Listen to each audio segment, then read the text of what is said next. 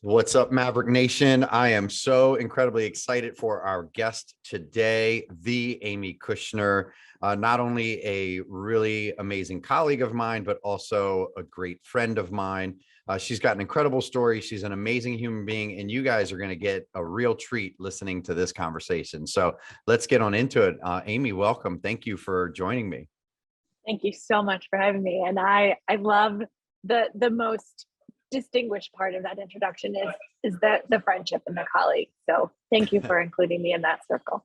Absolutely, absolutely. So we'll give folks a little background. So you and I actually met about 7 years ago now.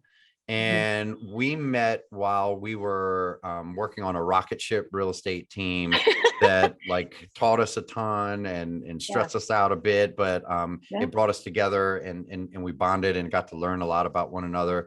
And now we've both gone in very different directions in our careers. And so, you know, what I really want people to be able to learn about you today is like the resilience that you have, the vision that you have, and just all the really cool things that you're doing and what really motivates you. So why don't you kind of in your own words, let people know who Amy Kushner is?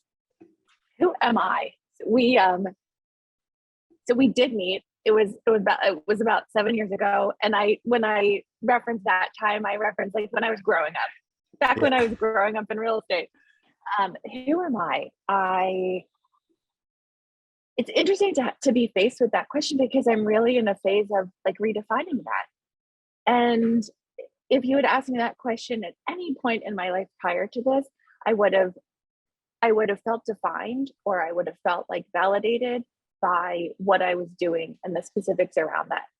And for the first time in my life, I am creating and defining myself very differently and exploring. So who am I? I'm on this exploration. I'm a woman in business. I'm family. I'm a mom of two. I am now an empty nester. My youngest is going off to college. My oldest is there. And I'm exploring. I'm walking this path, leading some, following some, locking arm in arms with, at some parts. And just figuring it all out, creating this journey, and also surrendering to it as I go. I love that. I love that. And I think that is a hard question, right? Like, who are you? Because where does our mind go? Our mind goes to the things that we associate ourselves with more often than not, right? And you and I, when we last spoke, we were talking a lot about the spiritual journey that you're on, and also that I've just began to embark on. And going through that journey, you start to learn a lot about, who you are is not what you do or how you kind of label yourself, but it's something so much deeper. So let's unpack that a little bit. You said that you're redefining yourself and like rebuilding yourself. What does that look like? Yeah, I mean, a couple of months ago or a couple of years ago, if you would have asked me that, I would have said, like, I'm this age, I'm this age, I have these kids, I'm this, I'm a mom, this is my job, this is my title, and that's who I am. And I realized in this journey, and I'm a writer, I've been writing for years, and I recently labeled it my journey from pieces to piece. I love that. And and in this process, I realized those are some of the circumstances around me. Those are some of the things that I've done and I've accomplished. Those are some of the challenges that I've faced and sat down in and triumphed and learned from and grew, but it's not who I am. It doesn't define me. And there was this very scary space of like not having a definition and what does that mean, and feeling very uncomfortable in that perceived uncertainty, when in fact it's also that it's unlimited opportunity. So changing my relationship to it and understanding what felt like it was scary and dark is really the warmth of all that's possible, and choosing where I'm going in that possibility really depends on what feels right and aligned for me and my essence and my core. So that's there might be even more to unpack from there, but that's what comes to mind. I love that. Well, and I love that you said, that you're a writer, and then you referenced like you're writing this next chapter, and I just re-listened to Matthew McConaughey's book Green Lights. Not sure if you've listened to that yet, but incredible. And and he was telling a story, and in that story, I won't go into the whole story, but he basically said, you can turn the page anytime you want. It's your book to write. And I would loved it. And I didn't hear it the first time I listened to the book. And I heard it the second time, which was really impactful. So I really love that, because you're right. I mean, you know, we go through different stages in our life, and I love how you state it, from pieces to peace. That's beautiful. I mean, you're a leader, and you work with a lot of people that some are doing great things, some are not doing such great things, and some are just totally lost. Yet, aren't we all a little bit lost? Yes, we are. And that's also part of this process. That's part of this journey. It's so, one of my teachers said to me, like, if you're actually, and this also, I'll pull in a book, the Untethered Soul. I don't know if you've ever read it or listened to it on Audible. I highly recommend listening.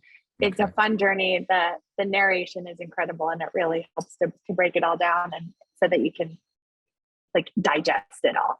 And he describes the situation like, imagine you're sitting and watching a movie, and you're watching the character, and you start to think like the character is thinking, and you start to, you know, what's going to come next? Oh my goodness. And you can feel all the feelings, and you even get the emotions, and you might even cry or get scared, and your stomach might drop.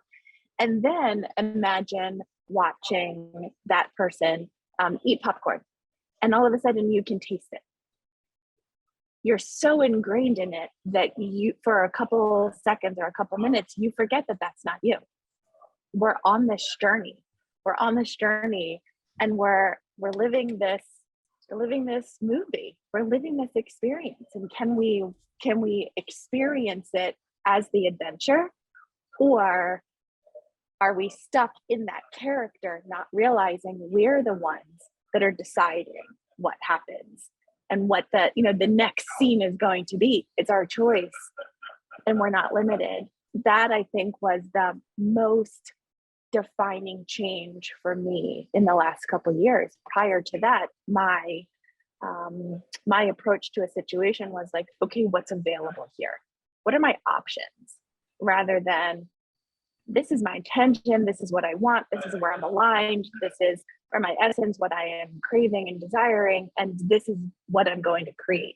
And if it's not possible in the situation, I'm going to find a way to either make it possible or select out and find something else that fits me better. And it's been the biggest change for me. I love that. I mean, I hear clarity, right? A lot more clarity around what you want, but maybe more importantly, what you don't want. Yeah. And so what does that look like for you now? I mean, I know what you do professionally, and we'll share it with that. You know, you're a team leader, CEO of a great market center with Keller Williams in Baltimore. You're a Baltimore girl, born and bred, right? And and now 7-8 years in the real estate business, and you've been on quite a journey. What does this journey continue to look like? Or maybe, why don't we do this? Why don't you take us through that journey? Because I know that there was Amy before real estate as well. For 18 years, I was in financial services, and I started out of college. I'm a little bit of a type A driver, so I did college in a shorter period of time than most because it was going too slow for me, and I was anxious to get started into like real life. So I got a job right after college at T. Rowe Price, and really felt like I had made it. There was my name was on my cube, and like that, to me, I had arrived. And learned one foot in front of the other, what I liked and what I still needed. And I made my way from there to being financial advisor, working with estate and succession planning in a high net worth wealth planning firm. So like took 18 years from answering phones to being the advisor. And one day I hit a point where I loved the people that I worked with and no longer loved what I did. And I was trying to find that spark again. And my sister said, hey, you need to read this book. my boss is reading this book. It's on his desk. He's a smart guy. You should read it. I read the book and I was like, oh my gosh, I realized that nothing about what I needed to do to be successful in that business anymore was what I wanted to do. So hired a life coach, and she said, can you be open to the possibility? Like, fine. Somebody reached out to me. Hey, I understand you might be looking for a job. And I was like, not really. And she said, well, you came highly recommended. Would you mind giving me your resume? So I did. It was my sister who'd introduced me to this person. And it was somebody in real estate. And I was like, I sent her my resume. She said, I'd love to get together with you. I'm looking for an admin. I can't hire you for an admin because you'll leave in a few months, but would you consider doing something else and being open to possibility? And those are the words that my life coach had said. Can you be open to possibility? So 4-month interview process. I have financial services. I joined this team.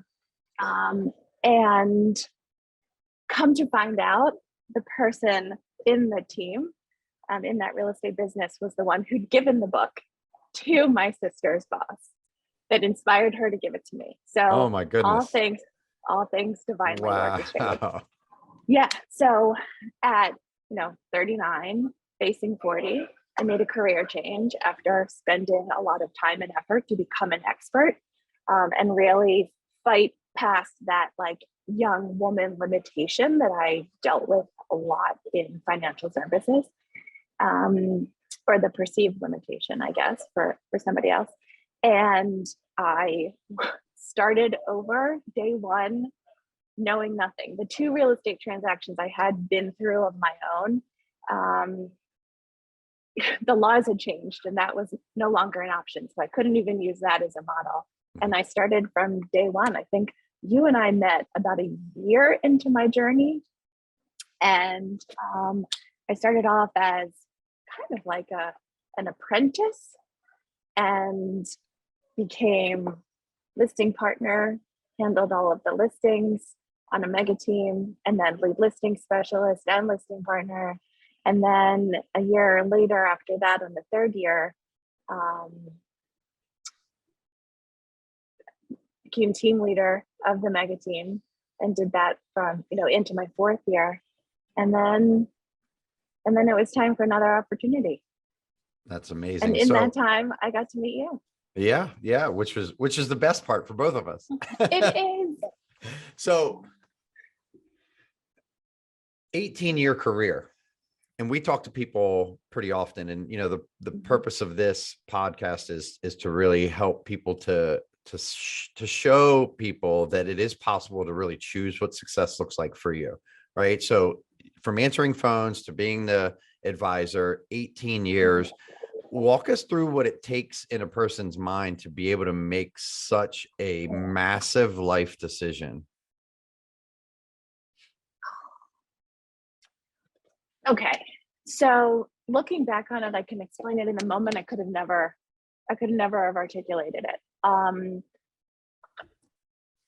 I would say, and I noticed this pattern for myself in other places, this seems to be my process. Scary doesn't stop me. That actually excites me. I mean, it's the first thought, but like the second thought is like, ooh, like they told me I can't, I'm going to do it anyway. So that gets exciting. It's where I perceive danger, that really stops me. So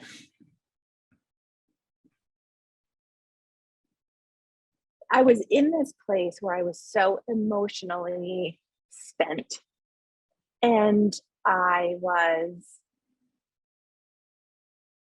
unfulfilled, which I think is the dangerous place for anyone, for a human. At one point in my career, I had worked with my father. I'd been in business with him, and we'd had a really tough relationship growing up. This time in business gave us an opportunity to heal some really deep stuff and also create a new relationship going forward. And that was life-changing. And it was so fulfilling, in addition to the work that I was doing with him, with our clients. He passed away unexpectedly. And I didn't have the same fulfillment. I had to grieve and mourn, and then also find my new connection to what I had done. And I just couldn't find that connection beyond the people that I really adored. And I looked into, I was being recruited by the top teams in the investment firm, and it just like nothing was creating that opportunity for fulfillment for me.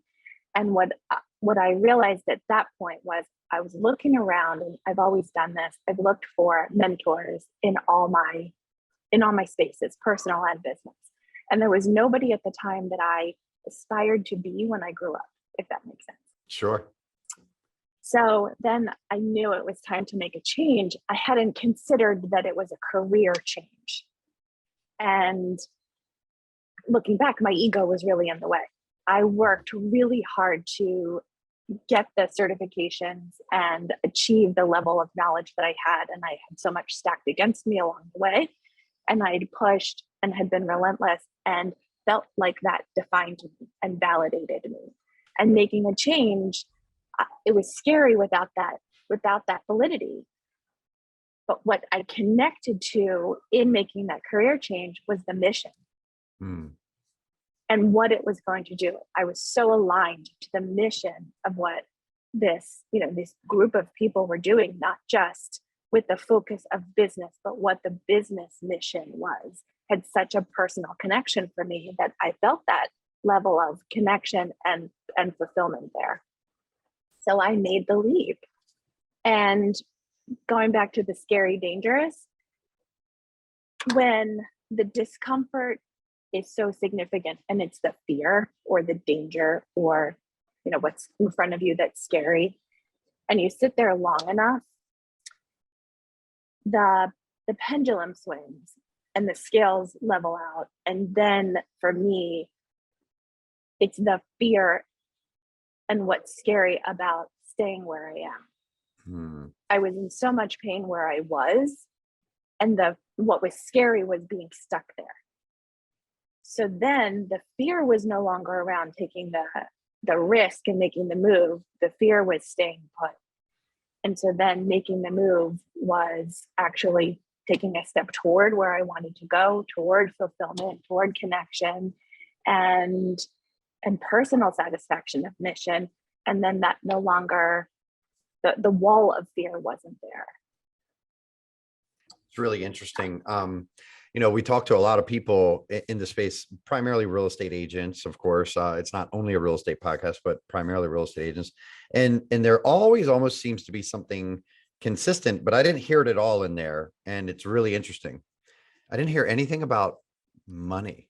I didn't hear anything about income. That wasn't a driver for you at all, was it? Oh, I left. I made a significant income, and I was the main income earner. My house of my husband, my 2 kids. I had the house with the picket fence and the SUV and the minivan and the 2, purebred dogs. Like I had the whole picture, and I was dying inside. Ugh. And I kept thinking, like, I just need to make more money, because when I can do that, then we can go on vacations. We can do this. I can have a housekeeper. I can have somebody come make my meals. I can, like, I kept thinking, like, let me just do this and I'll be okay. And I did this, and it wasn't okay.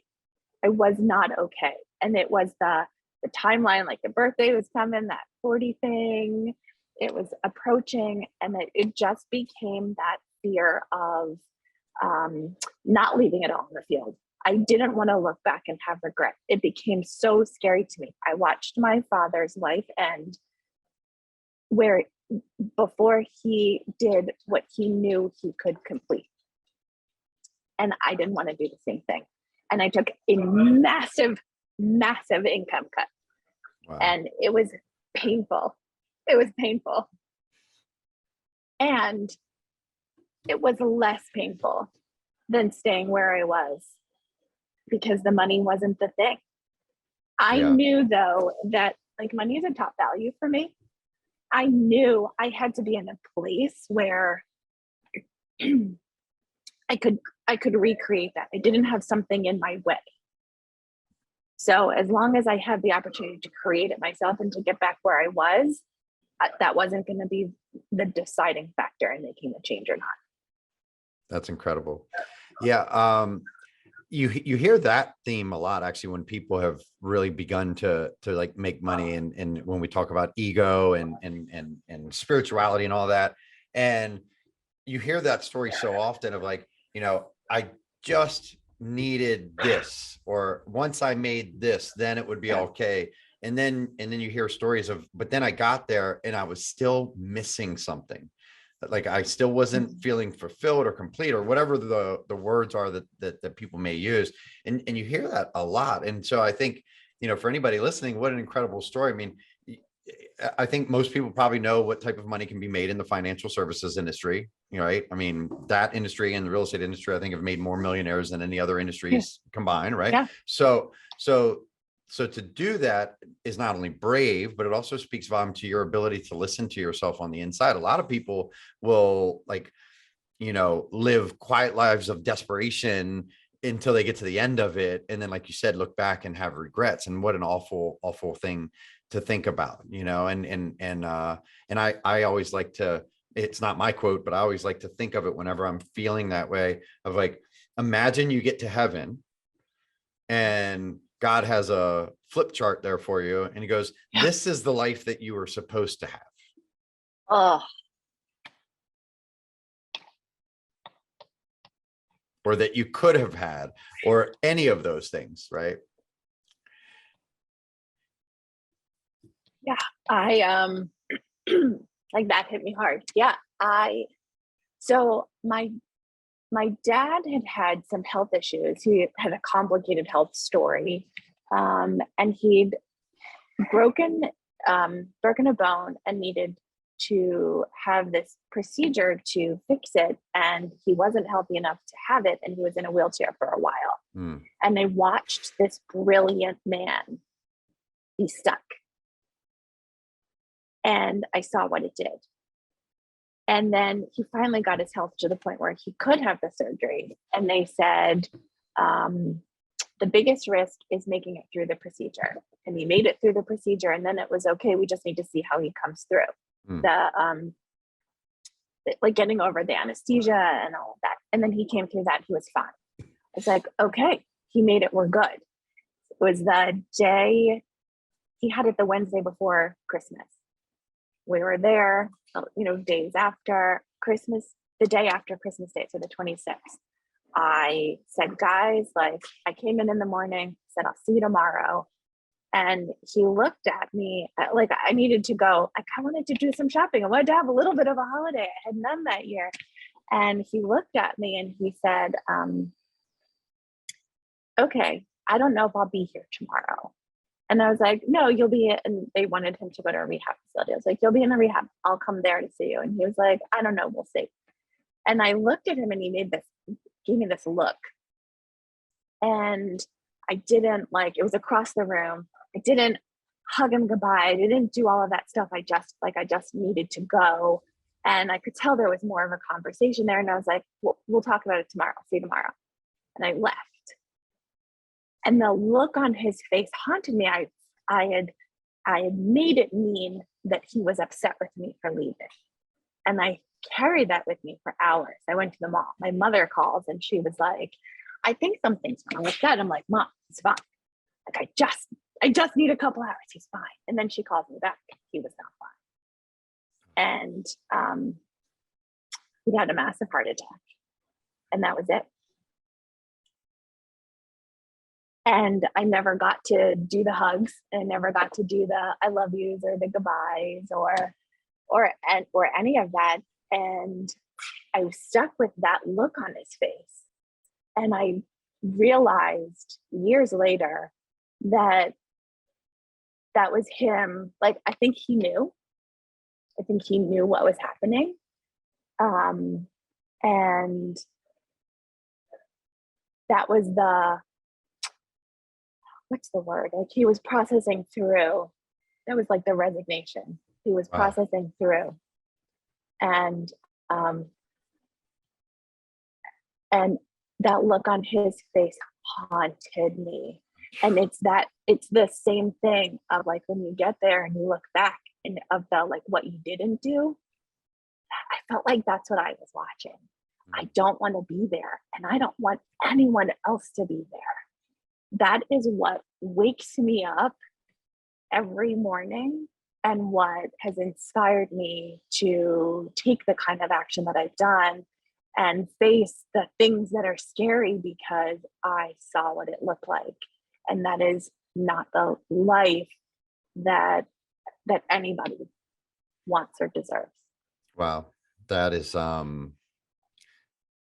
was really, really deep, and sad, but also beautiful, story there. I'm sorry about your dad. That's terrible. And I see, I think in our relationship, the time that I've known you, and even just this conversation, I'm learning more about you. Like, I never knew that story before.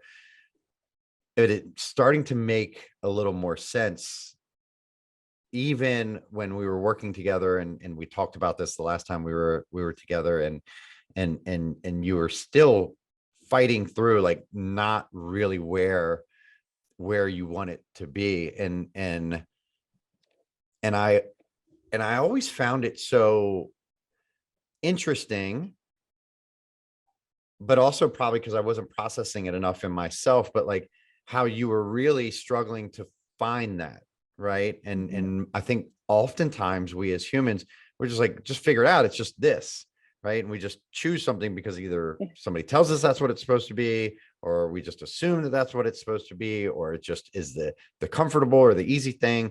So, share with the audience a little bit about that. So we were doing a goal setting session, Oh, and yes. you were struggling to write down your goals, and you shared something with me recently Yeah. about that. And that was a really, Ooh. really interesting story as well. So to explain the dynamic between us, you were the director of sales, you were the team leader, and I was an agent on the team. And you were a very dynamic leader with a ton of energy and heart. And it was like at a swift pace, I'll say. And it was like, here's the exercise, here's what needs to happen, go. And it was 3 columns on a piece of paper, and we were to write down our goals. And we were going to go, so you were going somewhere with it. This was the foundational piece. And the 3 columns were the 1-year goal, the 5-year goal, goals, 5 each, Right. 5 1-year goals, 5 5-year goals, and 5 someday goals. Right. And I did the 1-year goals, and I remember backing into it based upon the money that I needed. So it was like, how much do I need to make? What needs to happen in order to do that? Like, I know how to do that part.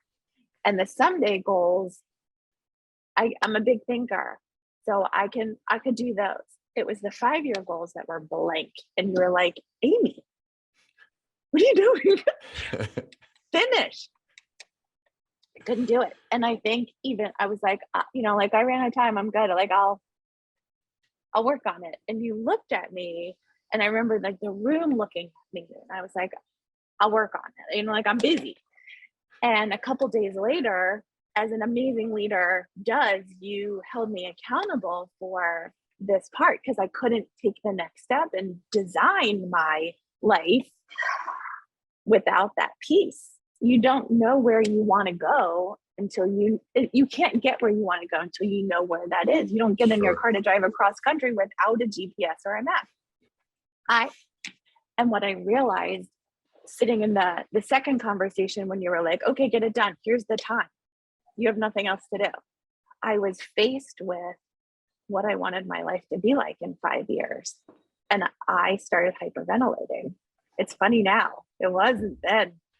And I could not catch my breath. I started crying.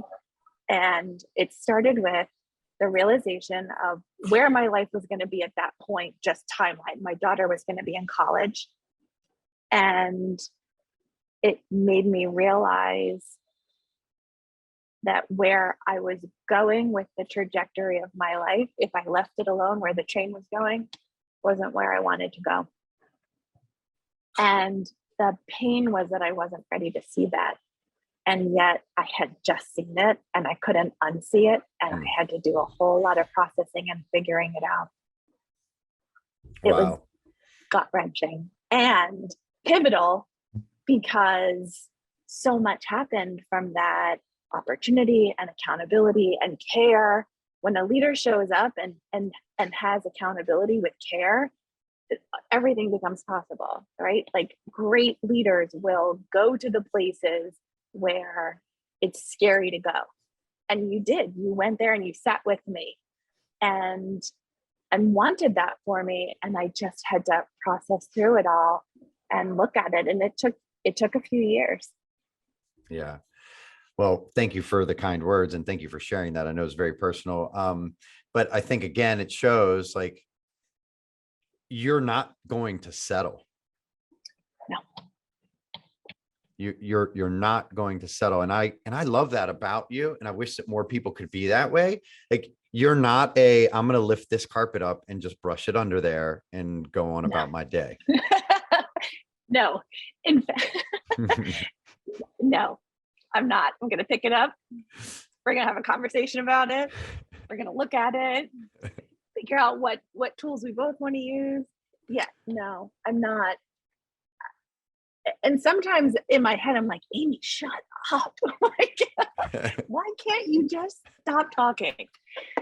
And it's what happens in that when you brush under the rug, the contempt builds. And you can't always go back and fix it. You know, like, so to bring back my relationship with my father, I had the amazing blessing of being able to work through some of those hard things and create a new relationship and get complete around some of the things that were painful and traumatic. And it was an amazing experience. And there was still some stuff. We'd spent some years not talking on and off or, here and there. And I was very right.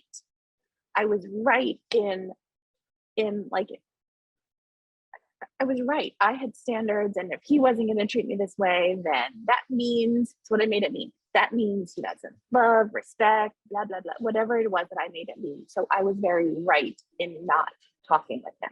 Mm-hmm.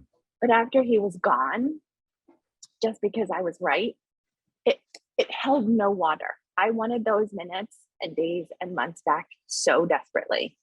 And I would have taken being wrong because really what I wanted was time with him. So being right didn't ease any of the pain. It didn't stop or prevent any of the pain. And that's what I was trying to do, was prevent pain and avoid it. And instead, it was an entrance into bigger pain. Mm. And I learned that being right can sometimes be wrong. Wow. And I was willing to run to those ugly conversations because if you're going to talk with me, even if you want to fight with me, that's still us working on and being in our relationship. And I'll take that because again, that's less painful than the pain of I can't do anything to fix it anymore. Wow. So how does that show up now in your daily life? Because you are a great leader yourself and you have a ton of people that look to you for guidance and for support and leadership. How do those lessons show up with the people that you now have in your care? I have the standard for myself to be relentless and to constantly grow. And I have that standard for the people who are close to me. And as you mentioned, not everyone's ready. Like go back and look at me facing that one, that 5-year column. I wasn't ready. So I'll hold space for them and the opportunities there when they're ready. And for the people that are close in my circle, they know that the conversation is the relationship with me. And there are times where they'll say like, enough. I'm tired of, I had a business partner who said, I'm tired of talking about how we talk about things. And I'd say, okay, great. But like, is our relationship healthy? Is there any contempt? Is there anything that you haven't said or feel like you can't say? And he'd say, no. I'm like, okay, great. then you can have a break and we'll come back to this at another time because I care about you. So there's a lot of conversations in my world.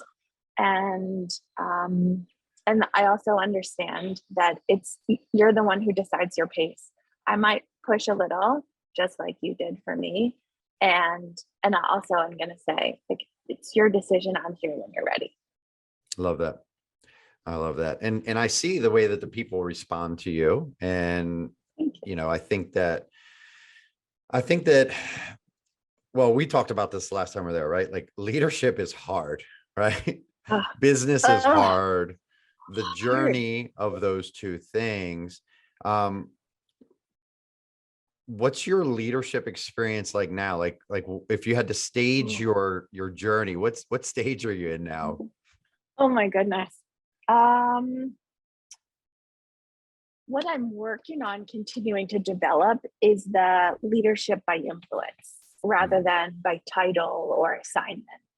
Is that I have this vision, I have this idea. Do you care to come with me? And do you care to try? And so that, I would say, is the phase. And I'll probably always, I don't know that there is a point where you graduate from this. It's, I think at this point, for me to continue learning and growing and developing myself, my self leadership, and my ability to lead others, my capacity to lead others and hold space for them. And it's an ongoing everyday journey.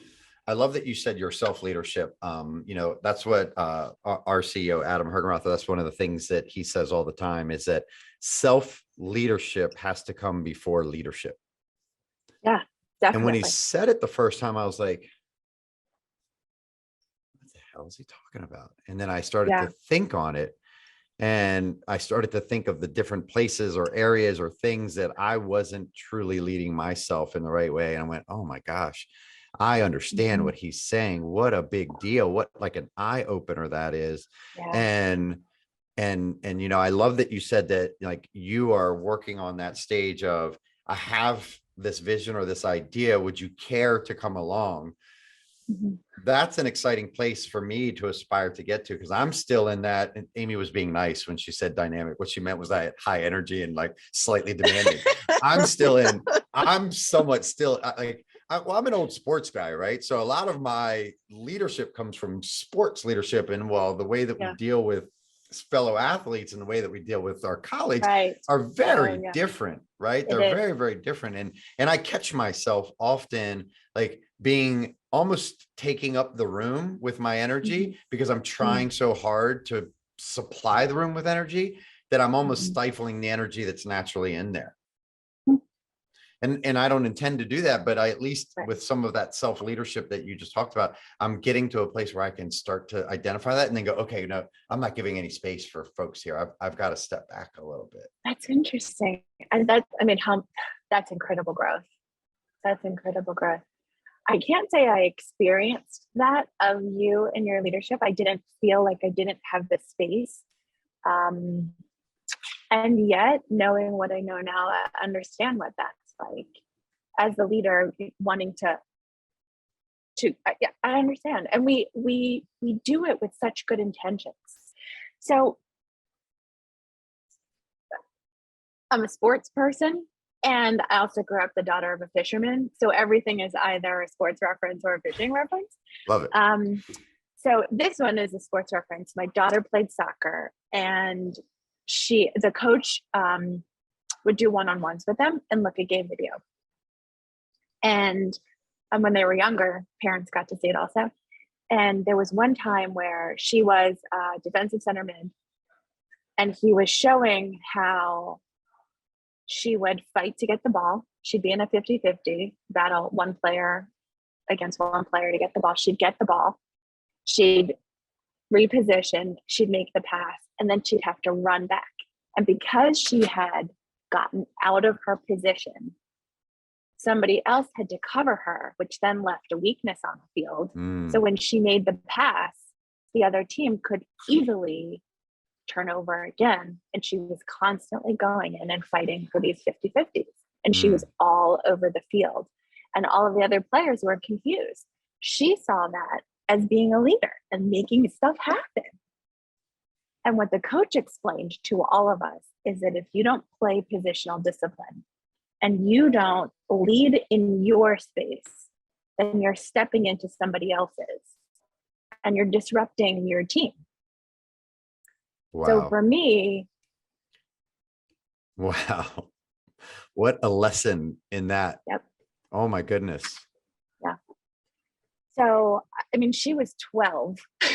Wow. I sat there and like, that was mind blowing for me. Her coach had a PhD in psychology and it was the most fascinating experience. I learned so much. And I think of that today, 8 years later, where am I with really good intentions and a really big heart? Where am I not playing positional discipline that's rocking the boat for the rest of my team? What does positional discipline look like? Oh my goodness. And it was some really honest conversations with my kids about our home life too. I thought I was, they were walking in the room and I'm like, what do you want? What do you need? You hungry? Can I get you something? That's not the upbringing that I had. And I wanted them to have something so different. And they were like, enough. I'm just walking in here. That's it. I just needed the trash can. But their experience of it was one thing. My intention, my heart was something else. And I had to understand that what I was bringing to that space was not what they wanted. Wow. That's a huge lesson. I mean, to hear it that way and to be able to visualize it and it takes me back to one of the bold laws, right? Change the way you look at things, the things you look at change. I mean, that's so incredible because what you said is something that I think most of us as leaders know, or at least attempting to be leaders know. However, we look at it in different ways and sometimes with a more negative connotation. And so let me explain. Like something that I heard a leader say a long time ago that I was like, yes, that's what I want, was I'm not going to put people on my back and carry them along with me. I want people to want to stand up and run with me. Well, that's still something that I feel passionate about. But now just hearing what you said, I now realize how that statement can take place in my mind of almost superiority. Like, I'm not doing this for you. You got to do it yourself. And yet what you just said is, yes, and they have their leadership piece and you have your leadership piece. Are you playing yours without expectations and just doing the best that you can? Or do you have something tied to your leadership? Something self-serving that maybe you don't even realize is there. Right. And I did that for years. For me, it was validation. I needed external validation because I didn't see and acknowledge myself. And so go back to my, self-leadership. There's also the relationship with myself that was not a healthy one. So I had to learn how to do that. Sports reference, when you are hurt on the field, mindset is like, your team needs you. It's go time. Like, you push through. Well, off the field, that you might need a break. You might need some time to allow yourself some downtime before you break. And so going back to that whole like positional discipline and team, you taught me something huge. And I don't even know, it was in your old office, your original office. I was leaning against the wall, and by the end of the conversation, I was crouched on the floor and tears were just rolling. And I remember you saying, like, you can ask for help. And I shook my head without even realizing it. It was that like subtle subconscious, like I was thinking it inside, and you were like, what do you mean no? Like, I didn't say no. And you said, like, you can ask for help. And I realized that my belief, and I don't even know where I got it, I inherited this belief, was that if I asked for help, then I didn't get to celebrate the win. It wasn't mine. I didn't trust being on the team. wanted to be on a team. I just didn't trust that I would be seen as having contribution if I asked for help. And you said, like, that's the whole point of being on a team, is so that we can help each other. And I remember, like, through the tears, I told you what it was that I needed help with. And you were like, yeah, absolutely. And that was such a breakthrough for me. So, like, pull that forward into playing positional discipline. There's always the opportunity to get help from your team, but it's from communication, not just from taking their position on the field and assuming they're going to cover you. It's the conversation and allowing them to see the vision and to join you and saying, absolutely, I got you, go ahead. I love that. I love that. And it's hard for people, like you said, type A people, right? High drive people. I think it's really, really hard for us oftentimes to watch the process of others that maybe are not the same to get where it is that you're trying to go. Like, Yeah. I find there's a lot of challenge in that for me, and I'm sure you feel it too. And I'm sure many leaders do, and probably people that, you know, are leading themselves solely, because we're all leaders to some degree, but Yeah. getting there versus getting there when I want to get there. They're two very different things, right? I can want it to be different. I can desire it, and I can try from force to make it different than it is. And the real answer is, you will get there when you get there. 100%. It will be when it is time. And the other thing that I've just recently learned is there is a place where you can be both in acceptance and surrender of what is, and also working through intention and alignment to where you want to go from there.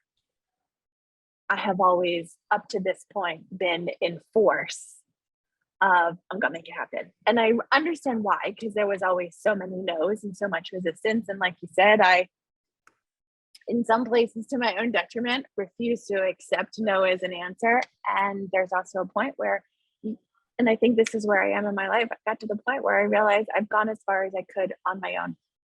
It's going to require me to be part of a team in order to go from here. Yeah. And well, it's together we achieve more, right? Together we achieve more. You know, everybody has their own natural ceiling of achievement, and some are higher than others. And I remember having a conversation. There was a time not really that long ago that someone was talking to me for a role like you have with another Keller Williams office. And it was, she said something to me that I think was meant to be a compliment, but it didn't feel like a compliment. And she said, because I was telling her all the different stuff that I had going on, she goes, wow, you have an incredible level of capacity. And I took it as her saying, like, you got too much going on, bucko, right? Which still may have been what she said. And during that process, I was like, man, like, I have so much going on, and I am able to start so many things. But what I've learned is that I'm so good at getting things off the ground. But man, do I really need people to help me get it to soar. Yeah. And I've realized that, and as I look back and I reflect in life, people joke with me all the time, like, Romeo, what job have you not had? And I'm like, not many, really. I've had so many. But every job that I've ever been at, I've quickly risen in that job and then somehow found a way to sabotage. Right. Now, this is the first time I haven't totally sabotaged, but I'm trying every day. Not intentionally. And you know what?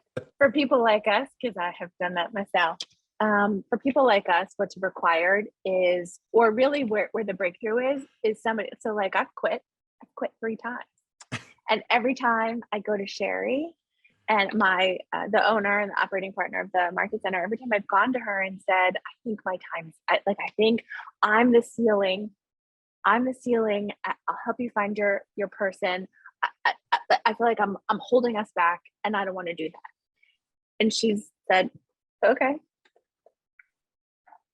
what do you want to do? And like, what needs to happen for you to have that? And it was never in the, like, you know, the arm wrestle of making me wrong there. It was just the like, okay, what's here for you? And then the question is like, what's available for you on the other side of this breakthrough? You're in breakdown. What's available on the other side if you were to break through?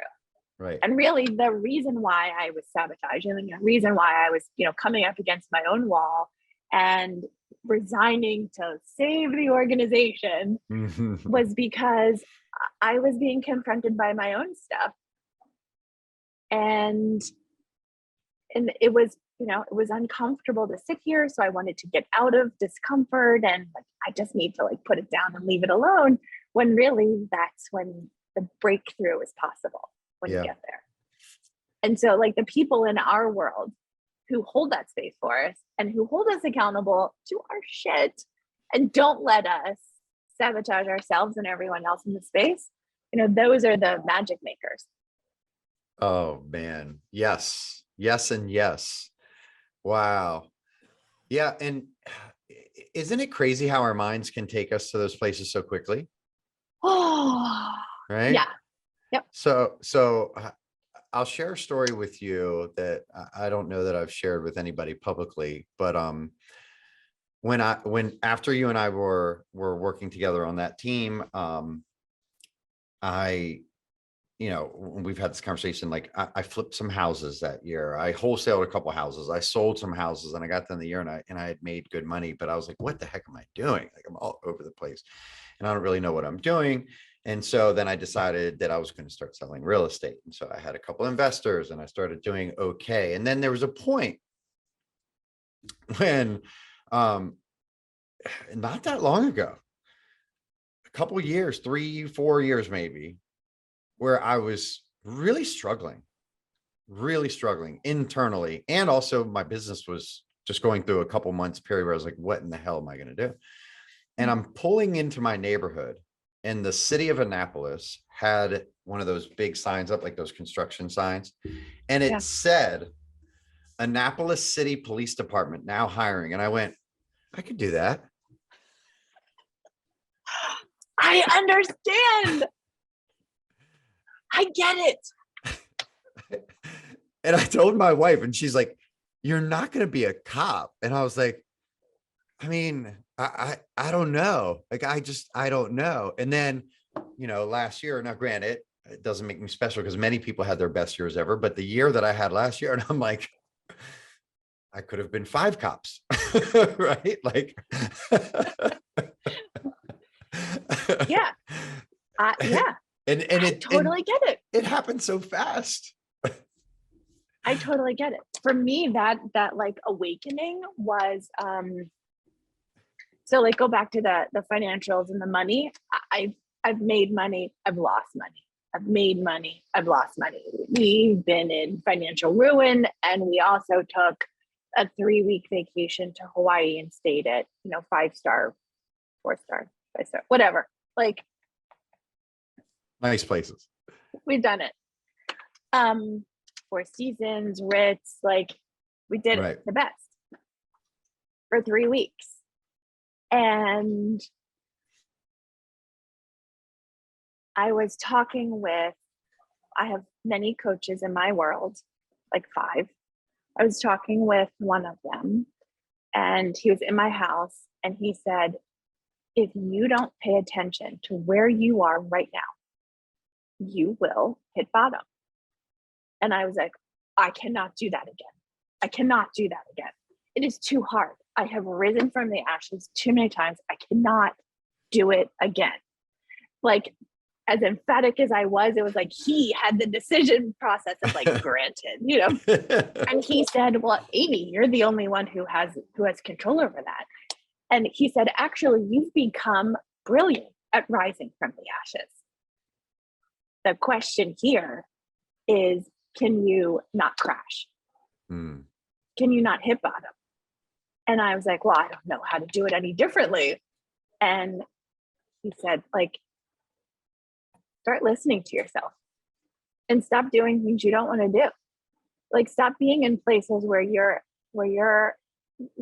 don't want to be, where you're not listening to your own truth. Stop looking for the adventure outside of yourself. Ooh. Oh, wow. I too had considered becoming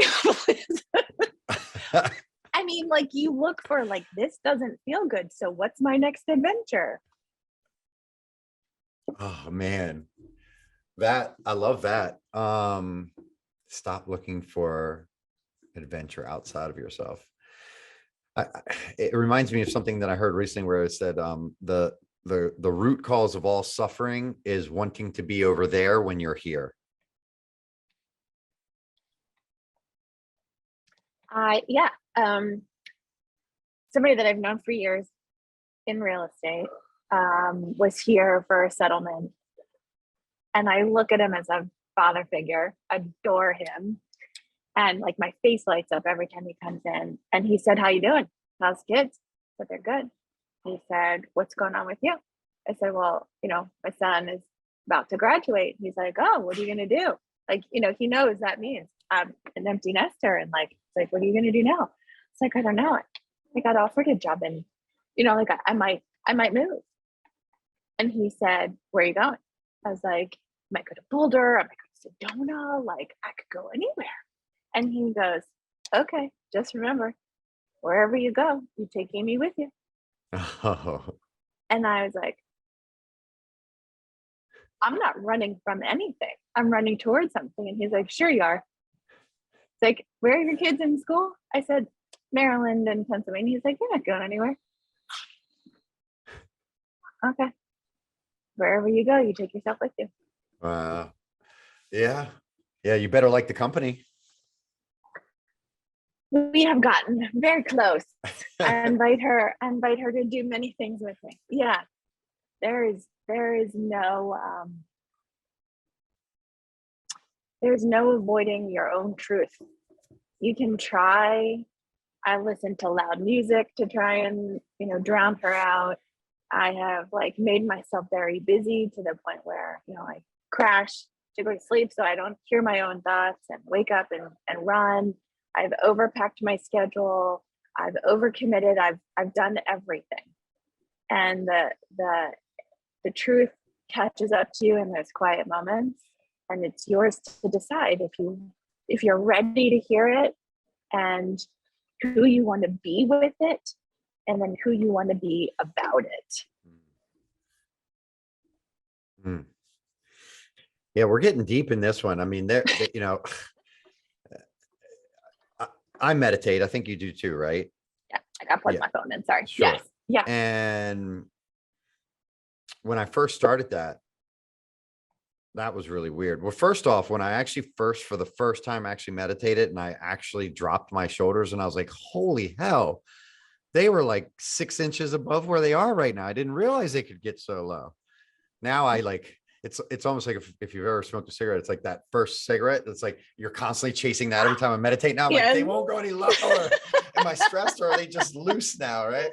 So anyways, but the conversations, well, the thoughts, right? The never ending thoughts that oftentimes they come and they go and you don't pay attention. But when you take that time and you slow down, and then the thoughts that come into your mind, it's really interesting. And if you can allow yourself to get past like the superficial, right? Of like, oh, I got to call such back. Oh my God, I didn't do that. Oh, right. Once those subside, yeah. And then you start actually like listening to your thoughts and paying attention. I think the best thing I ever heard is like your thoughts, if you can just like look at them like you're on a bridge and there are cars driving past below you, and like just watch them and let them go as they go out of sight. That was something that was really helpful for me to kind of keep letting thoughts come in. But man, the internal dialogue that happens all day long without us realizing it is really powerful. We all have survival mechanism. It's those things that we learned and decided subconsciously. And like that voice, or I have a few, I've given them names. Okay. And I understand their intention. Their intention is to keep me safe. Their intention is to protect me. Their intention is to help me avoid the past traumas and the results that felt so damaging and negative. I understand that. However, not everything that feels like it's dangerous is danger. Hmm. And so those voices that are working so hard to protect us are actually potentially holding us back from exactly what it is that we want. Yeah. And what I've learned in my journey is the question isn't, is survival mechanism going to show up? The question is when. And I now expect it to double down. And I have asked people who are close to me to mention it if they see it and I don't. So I've got like a board of directors I love that. because my survival mechanism is very convincing. And it will stop me every time, and I will let it because it just feels so certain, and it makes so much sense. And Yeah. really, everything that I want is on the other side of it. Yeah. Yeah. Yeah. I mean, you're 100% right that is exactly what the internal dialogue is there to do, is to keep you safe. However, safe is not always what's best, right? No, Like, I have a 4-year-old and a 2-year-old, and my wife and I disagree on right. this quite a bit. And she wants to stop them from doing everything dangerous. And I say, don't stop them from doing dangerous things carefully.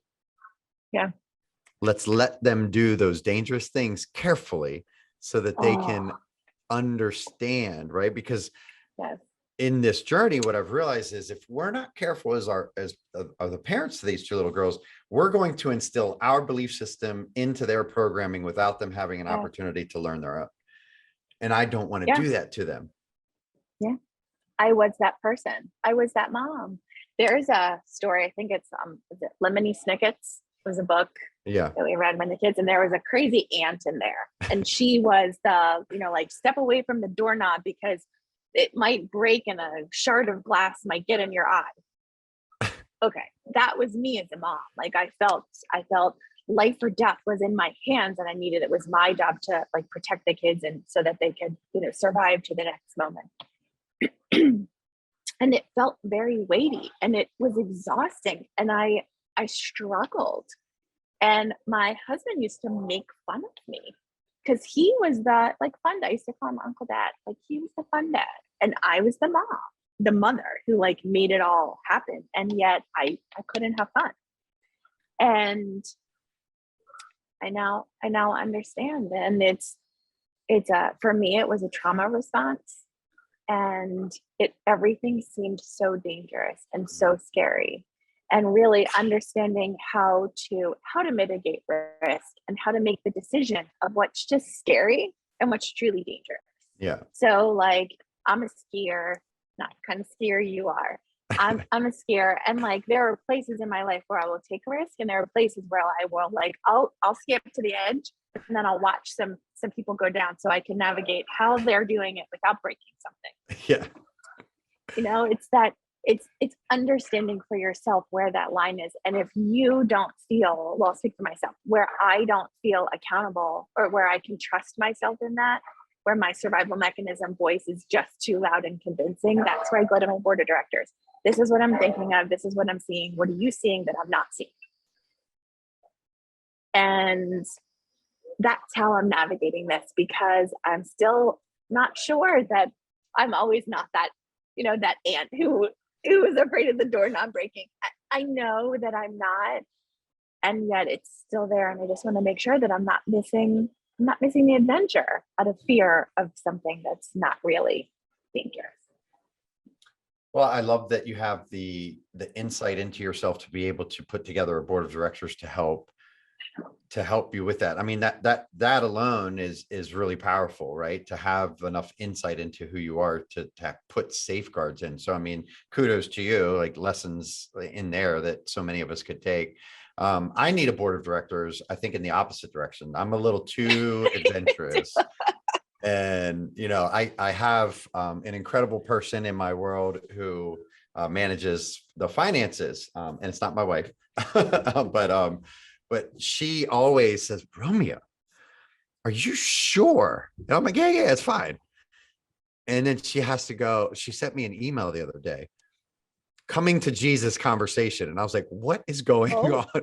Yeah, we get on a call and she's like, here's what's going on in the businesses. Like, you either need to tell me where things are coming from, or we need to really have a coming to Jesus around like what we're doing. Because again, I have a couple businesses, and I'm like, okay, fair enough. She's keeping me safe in places where I won't, Yeah.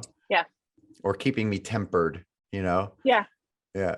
Sherry's my business partner in a few of our ancillary businesses, and she's the owner of the market center. And she is a very high on the optimism scale. Mm. I am not. I'm like a 4.5. So Okay. I'm gonna see like what could go wrong. I believe in myself and I believe in my vision. The question is like, what are the obstacles gonna be? Sure. Sherry is off the charts optimistic. It'll be fine. It's fine. It's fine. And she'll even see that when like there's smoke coming up. And I will say to her, I've learned that I have to say, it's not fine. It's not fine. I'm not fine. It's not okay. This is not okay. And she'll be like, it's fine. Fine. Oh, okay.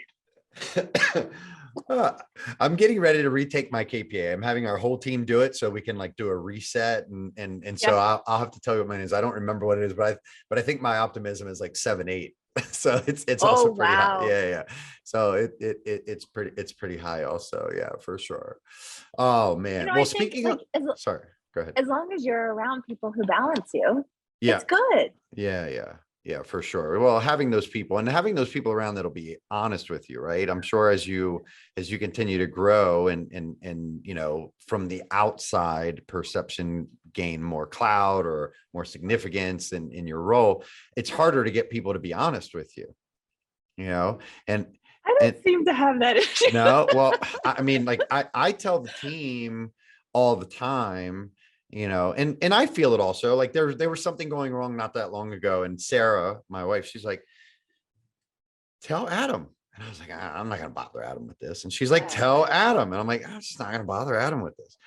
And then my business partner Joel saw Adam and like shared with him some frustration. And then Adam reached out and was like, hey, can we get on a call? Like I hear something and I want to know. And I told Sarah, and she's like, I told you. And I was like, yeah, you're right. I just didn't think I wanted to bother him. And so I have to now, since that happened, I tell the team every day, like, hey, we are trying really hard and we know we're botching almost everything. Please don't be afraid to tell us what we're getting wrong so that we can fix it, because we genuinely want to fix these things. Yeah. And also like bear with us, because it's never going to be perfect. It's always going to be a shit show. I think that's something else that I've learned in leadership recently, and that is the authenticity and transparency. So like as a parent, I thought that I needed to bear the brunt of it and make everything the highlight reel for them. Again, not wanting to give them the experience that I had. I want them to have, the opposite. And so it comes from a good place. And to them, like things weren't adding up. And it seemed that there were some inconsistencies, and it was creating some doubt and fear for them. And meanwhile, I'm thinking that I'm avoiding the doubt and fear by protecting them. And really what they needed was to know a little bit more about what was going on. And I realized that in my work life also, and in market center, in my other businesses, I am a coach, and I understand that there is a point where, for my own reason, I want to not let you know that there are cracks. And the truth is, this is a place for us to connect and have intimacy, and for you to understand what's going on. And I'm still carrying the responsibility of the leadership by showing you what's going on. This is now a team conversation, and it's creating opportunity for trust and respect. And it's, my ego, my desire to protect, all of the things that have gotten in the way, getting that out makes everything better. And it's been a lesson over and over and over. Yeah. Well, when you let people in also, there's a lot of great ideas that come from other folks. Maybe somebody has the key and you don't even know it. Absolutely. And that's what I was shortchanging myself. By holding all of the responsibility, I had to become the one with all the answers. Mm, And you don't have to be. that's a That's hard not the place to be. definition of leadership. Yeah. Yeah. But that's not the definition of leadership. Yeah. So speaking of leadership in your role, Yeah. I know you have a lot of other things going on in your world. I want you to have an opportunity to share some of those things. So you're a team leader of the KW in Baltimore City, and you have a blog as well as a podcast. So share with us Yeah. some of those things. And also, I know that you started a chapter, an organization that's Yeah. women centric. Please share all those things with us. Sure. So 4 or 5 years ago, I started writing and organized it into a WordPress account, and then had the thought of like, okay, I'll share this. It came from, what was it, like the final step of healing is when you share your story, and your story of healing becomes the like foundation for somebody else to do the same. Hmm. And I was like, okay, so I'll share and I'll help. And I organized the blog site and I announced it and got really freaked out and canceled and like, pulled it down from being public. It's private. And then I think like 2 years later, I went to launch it again, did the same thing, and I pulled it back. I've still been writing all of this. And now I understand what the hesitation was, and now I'm ready. So I'm going to be making the blog public. We're toying with a couple different names. It's the journey from pieces to piece, but a friend of mine titled it "Ready, Amy, Fire," I love that. And that stuck. So right now that's the blog, and the podcast started during quarantine because I'm such a connection person and I enjoy talking with people. I was reaching out and we were doing FaceTimes because I missed seeing people's faces. And then it was like we were having such great conversations. We were like, oh my gosh, we should record them. So we started doing that. And then I noticed that there was a common thread in our conversations. Everyone was struggling. We were all crying. It was scary. It was lonely. It was isolating. We were missing the parts of life that we really enjoyed. And they were talking to me, but they weren't sharing it between them. So I had the idea of doing a podcast and sharing all of the non-highlight reel stuff. And what came out of that was the mission to share and normalize and highlight the failures that we all experience on the way to our next success. The success, the drive, or the want for the achievement or the success of something is what informs the plan. And the plan is where you see all of the challenges and the failures. And that's also what makes us who we are. Yeah. So this conversation is about like, okay, let's talk about that and let's celebrate that, not just the successes, because that's on the gram, that's in the book of faces. Right. But this is where we really are. So, and that's called a fresh coat of paint. I love it. Love it. Love it. Love it. Yeah. And tell us about the chapter, the foundation. The chapter. Yeah. Sure. So there's a national organization of lady leaders of real estate. And it's an amazing group of women. And they've been doing this. I think there's like 8,000, 9,000 members. Oh, wow. Yeah. And it's across the country. We get together at, big events twice a year. And then, connection by Zoom and chat groups in between. And they decided a couple of years ago to take nominations to create local chapters. I got nominated. I went through this interview process with like letters of recommendation and all of that stuff. And I got selected to be a chapter president for Baltimore. Amazing. So we're Lady Leaders Baltimore. And with quarantine, we didn't do in-person events. We just did our first inaugural launch. The next one is October 6th. It's a Thursday.